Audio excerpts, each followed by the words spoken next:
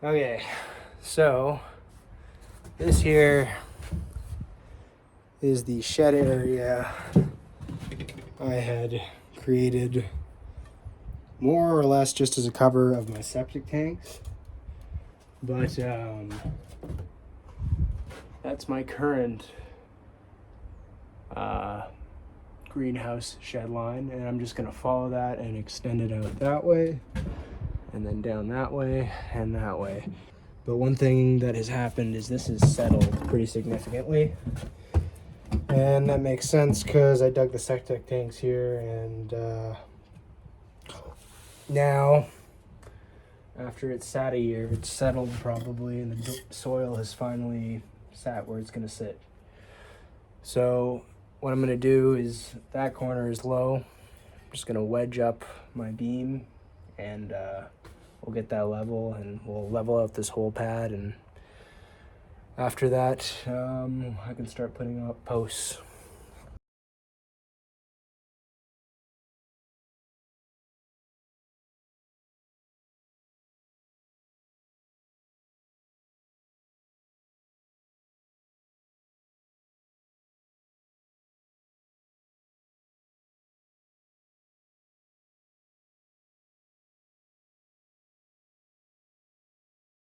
Okay, so that's how much I had to lift that one.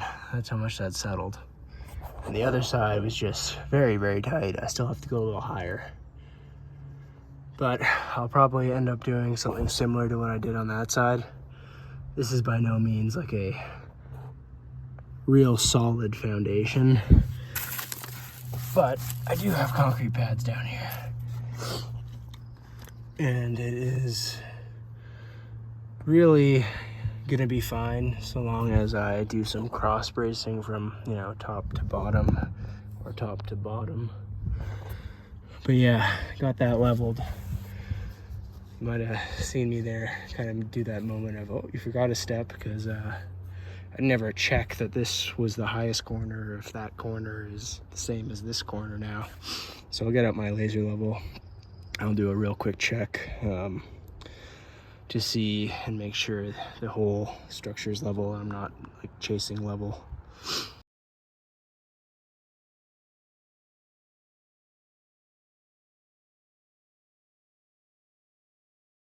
All right, so right now I'm just figuring out exactly where this is gonna have to sit for all my beam heights and everything in relation to this, right? Because we're gonna try and keep all this at the same height going out that way, except for I'm in a foot.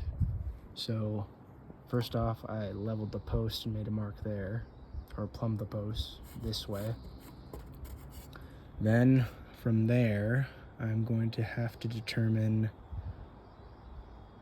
where the bottom of this is sitting so that this plane remains the same at this distance back. What I'll probably do is I'll use a 4x4 like this going across that way. But there's two ways I could have done this. I could have done a rafter beam sitting on top of my 12-inch beam. That's not 12 inches, that's 8 inches. But I didn't do this version with the rafter on top of it. I did this version where the top of my beam here is going to run across this way. And the reason I did that is just because this distance here to the floor is 83.5, which is pretty much exactly what you would want for a regular door. I think a regular door is 82.5 for a rough opening. But yeah, so I'm gonna have to do either a notch. Actually, that's exactly what I'm gonna do. I'm gonna notch into my 4x12 here and have my 4x4 beam here sit in it. And that's how that's gonna go.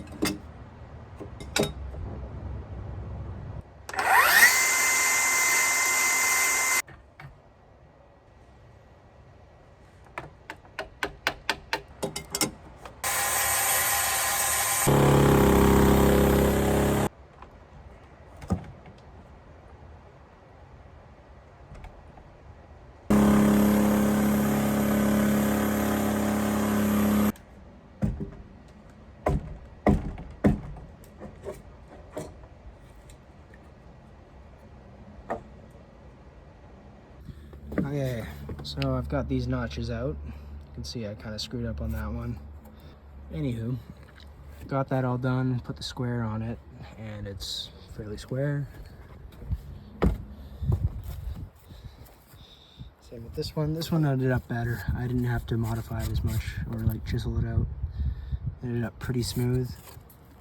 And I just used a dive cut on the jigsaw there.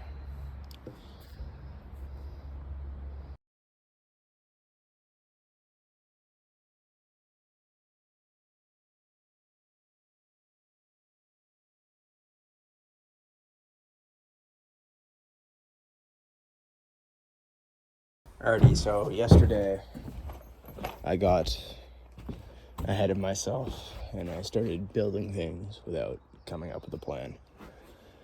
Now I have a bit of a plan about what I want to do here.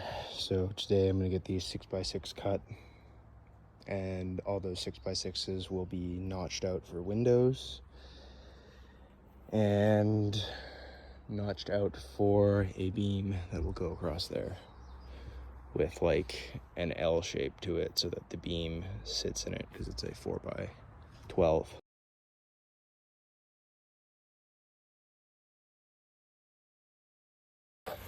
Okay, so good thing I drew this out, but it does show that everything's gonna work out all right.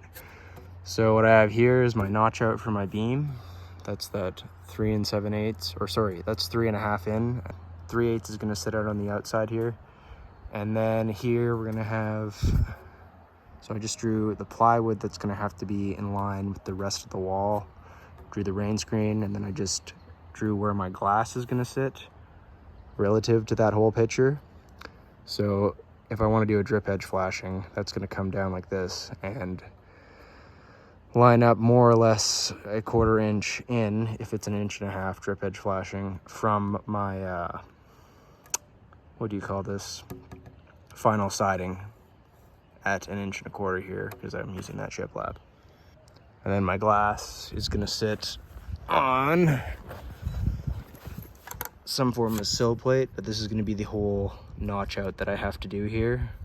So this is the inside face that gets notched out like so, and then this gets notched out going in 7/8 of an inch for the piece of glass to rest on, and it's 7/8 so that I can have more or less a 1/4 inch, if it's 1/8 and 1/8 on each side, for the glass to sit into, not too tightly.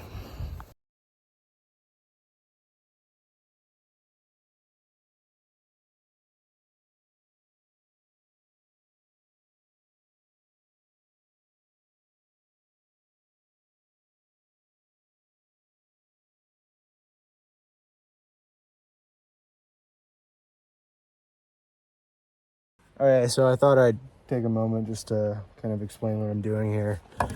Whenever I'm making sawzall cuts, it's kind of like those guys who do the free-handed chainsaw lumber milling. And all you're doing, well, at least all I do, is when I'm doing my cuts, I end up sort of trying to angle my sawzall really shallow at first to kind of follow my cut line that I've already made with the skill saw. And that keeps my blade on the most surface area that's flat, so it doesn't start to wander. Because like potentially doing this, now you only have this much depth. I mean, I made a cut up here, so in this instance it's not that, but if it was a thicker piece of wood, I would only have the depth of my cut first to guide my blade. And so really all I'm doing here is I'm just using this flat surface on this side, and then I shift over to the flat surface on this side to actually get a decent cut into the piece of lumber. So yeah.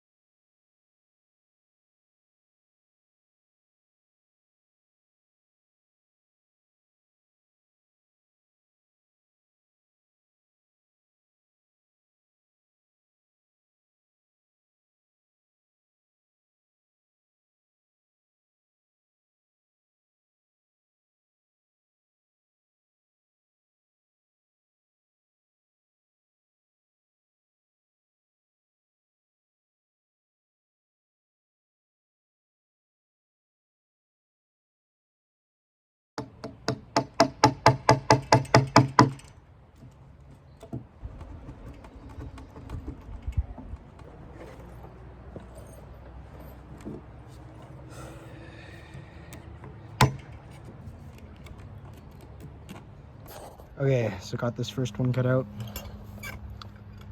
And I added a 1/4 inch here so that I have a bit more room for the window. One thing I'm kind of thinking about though is I might want to slope this so that when the window sits in there, water can drain out.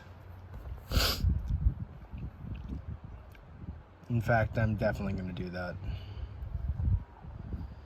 So that's a 1/4 inch, so I'll probably make a 3/4 inch height here for the window to sit on. All right, got those done. Took a little longer than I thought, but it's a lot of notching and double checking, making sure stuff's right. Anyways, I'm gonna put up these N2 first so that I can get the beam on easily and not have these middle spans in the way. The middle spans obviously have 2 notches for a window each side, and the ends have a notch on each side just for the 1 window edge per side. Yeah.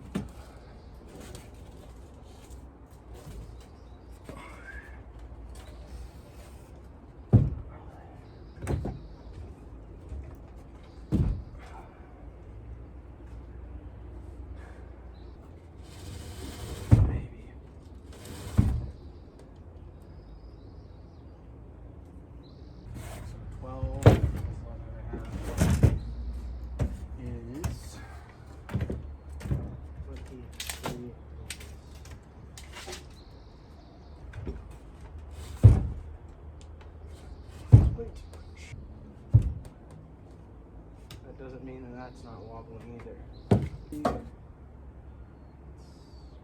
where it should be.